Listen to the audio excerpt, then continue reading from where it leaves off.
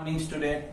In last video we discussed about the non-cooperation movement and the movement was going very well, but in 1922 Gandhiji called off the movement. What were the reason? Why did Gandhiji call off the non-cooperation movement? The reasons were, first of all, movement was taking a violent turn.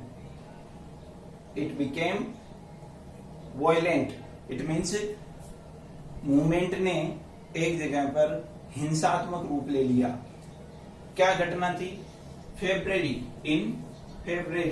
1922 there was a peaceful demonstration in a बाजार or चोरी चोरा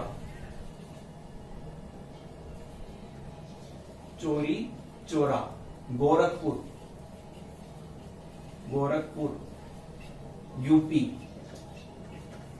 UP राज्य के Gorakhpur district में एक जगह है चोरी चोरा. उस स्थान पर फरवरी 1922 को एक प्रदर्शन जो लोग कर रहे थे, शांतिपूर्ण प्रदर्शन था.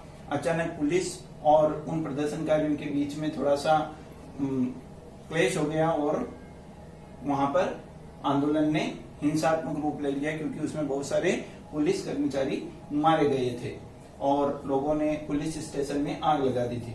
सो movement was taking a violent turn. That's why Gandhiji decided to call off the movement.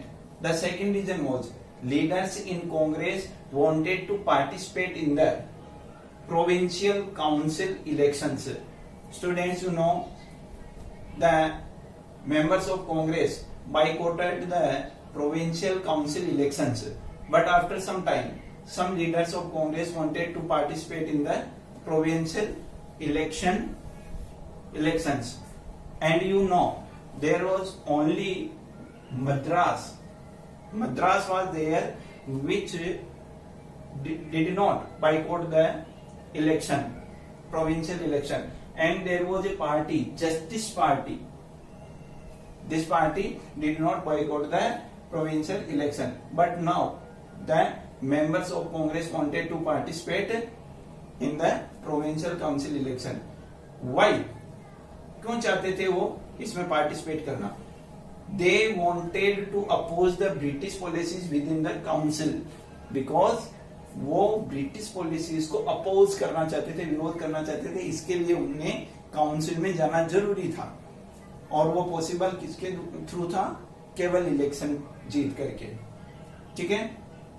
Now fourth point is C.R. Das and Motilal Nehru. Motilal Nehru means Jawaharlal Nehru के पिताजी, and C.R. Das, Chittaranjan Das, form the Swaraj party. और इसी के लिए C.R. दास, मोतीलाल नेहरू ने स्वराज पार्टी का गठन किया.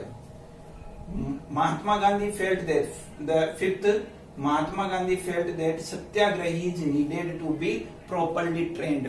और महात्मा गांधी ने यह भी महसूस किया कि सत्याग्रही जो लोग हैं, जो अभी प्रदर्शन कर रहे हैं, वो शायद अभी पूरी तरीके से ट्रेंड नहीं है, इसलिए पहले उनको अच्छी तरह से ट्रेंड किया जाए. तो these were the reason calling of the non-cooperation movement. So student, it was an important incident took place during the non-cooperation movement. February 1922 in चोरी चोरा, गोरखपुर, यूपी स्टेट के अंदर गोरखपुर डिस्ट्रिक्ट है, उसमें चोरी चोरा नामक स्थान पर हिंसा होने की वजह से विड्रॉ कर लिया गया था नॉन कोऑपरेशन मूवमेंट. अब नॉन कोऑपरेशन मूवमेंट विड्रॉ हो गया, खत्म हो गया, अब कुछ भी नहीं था करने को.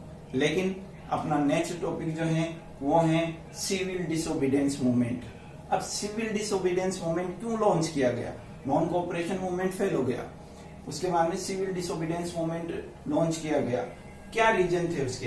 तो फर्स्ट रीजन तो था Simon commission and a great economic depression 1992. Simon commission के बारे में हम पहले बात करेंगे, उसके बाद हम ग्रेट इकोनॉमिक डिप्रेशन के बारे में बात करेंगे. ठीक है स्टूडेंट्स, अगला टॉपिक हम लेते हैं Simon Commission. We are going to talk about Simon Commission. Simon Commission क्या था?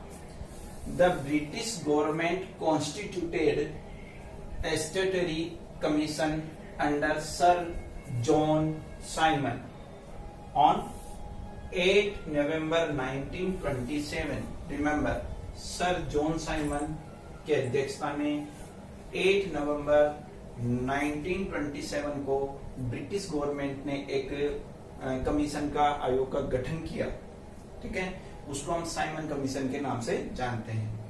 The Simon commission arrived in India in 1928। Simon commission India पहुंचा 1928 को।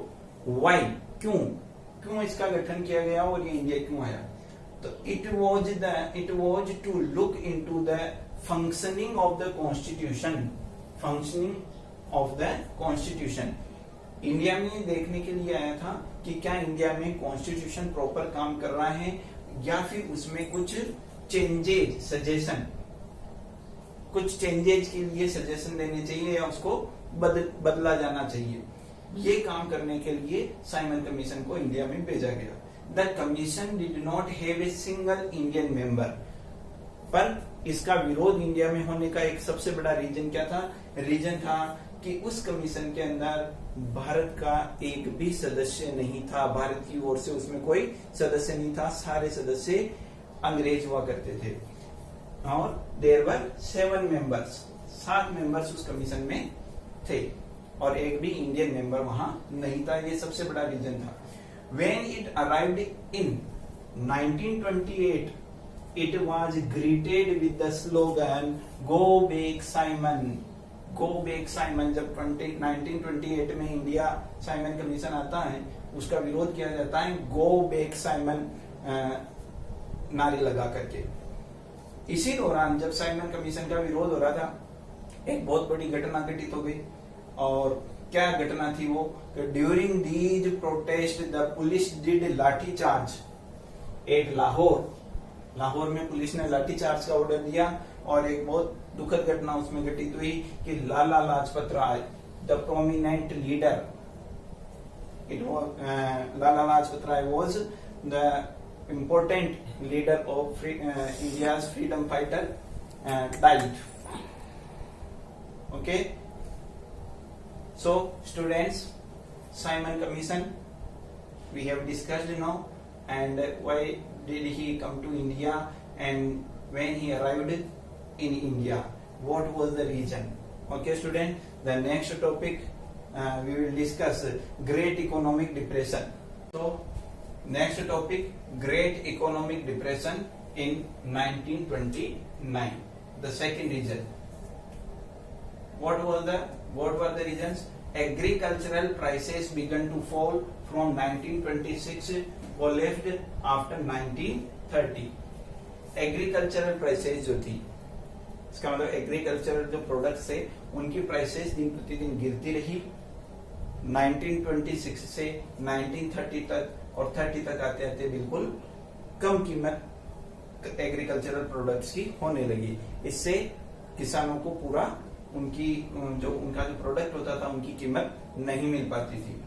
The demand for agricultural goods fail, demand भी कम हो गई, मांग कम हो गई मार्केट में एग्रीकल्चरल गुड्स की। एक्सपोर्ट डिक्लाइंड, और जो कुछ इंडिया से एक्सपोर्ट होता था वो भी गिर गया। एंड पीजेंट्स कुड नॉट पे देयर रेवेन्यू, जब एक्सपोर्ट गिर गया, एग्रीकल्चरल गुड्स की डिमांड कम हो गई, प्राइसेस गिर गई, यानी कि किसान की आमदनी हो गई खत्म। तो फिर प्रॉब्लम ये हुई कि अब किसान अपना रेवेन्यू कैसे पे करेगा, क्योंकि ब्रिटिश गवर्नमेंट ने रेवेन्यू में उनको किसी तरह की कोई छूट नहीं दी। तो ये हमारे थे ग्रेट इकोनॉमिक डिप्रेशन, ये रीजंस रहे हैं साइमन कमीशन के बाद सेकेंड नंबर के। Okay students, got it? Friends, we were talking about Simon Commission arrived in India in 1928, but all leaders, all parties demonstrate against this commission, against the Simon Commission. All parties, including the Congress and the Muslim League, participated in the demonstration against the Simon Commission. Simon commission के against में सभी लोगों ने अपनी आवाज उठाई और उसका विरोध किया, जिसमें कांग्रेस, मुस्लिम लीग और अदर जो भी पार्टीज थी, पॉलिटिकल पार्टी, उन सब ने उसका विरोध किया। अब जब विरोध होने लगा, बहुत ज्यादा विरोध होने लगा, अंग्रेजों को लगा कि शायद हम लोगों ने गलत स्टेप ले लिया, अब इसके लिए हम विरोध को रोकने के लिए क्या स्टेप। तो उस समय एक बहुत बड़ी चाल उन्होंने चली भारतीय लोगों के साथ।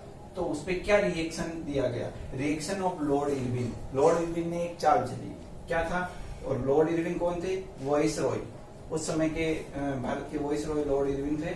Lord Irwin gave offer of dominion status in October 1929। एक तो उन्होंने ऑफर दिया डोमिनियन स्टेटस। अब डोमिनियन स्टेटस क्या होता है, एक ऐसा राज्य का दर्जा देना जिसमें लीडर आपके होंगे, कॉन्स्टिट्यूशन आपका होगा, शासन आपका होगा, सब कुछ आपका होगा, लेकिन आप रहेंगे किसके अंडर में, ब्रिटिश क्राउन के अंडर में। आपका फाइनल डिसीजन ब्रिटिश क्राउन करेगा, ठीक है, क्यों, because you are a colony of Britain. So dominion status in October 1929 and second thing was round table conference। Round table conference का मतलब होता है एक गोलमेज सम्मेलन हुआ करता था ब्रिटेन में, और वहां भारत के कॉन्स्टिट्यूशन को लेकर के या उसमें सुधार करने को लेकर के उस पर चर्चा हुआ करती थी। लेकिन ये दोनों ऑफर इरविन की तरफ से दिए गए, लेकिन उस समय जो कुछ यंग लीडर्स थे, young leaders for example Jawaharlal Nehru and Subhash Chandra Bose, क्योंकि बात करें अपन 1929 की, एंड 1929 में जवाहरलाल नेहरू और सुभाष चंद्र दोनों यंग लीडर्स थे, and they were radicals, they were the radical leaders Jawaharlal Nehru and Subhash Chandra Bose. इन्होंने क्या किया, denied the proposal of dominion status. इन्होंने डोमिनियन स्टेटस का जो प्रपोजल था इरविन की ओर से उसको नकार दिया। उन्होंने कहा हमें इस तरह का सिस्टम नहीं चाहिए जिसमें हम ब्रिटिश क्राउन के अंडर में रह करके काम करें। तो ये एक इरविन का प्रपोजल दिया गया।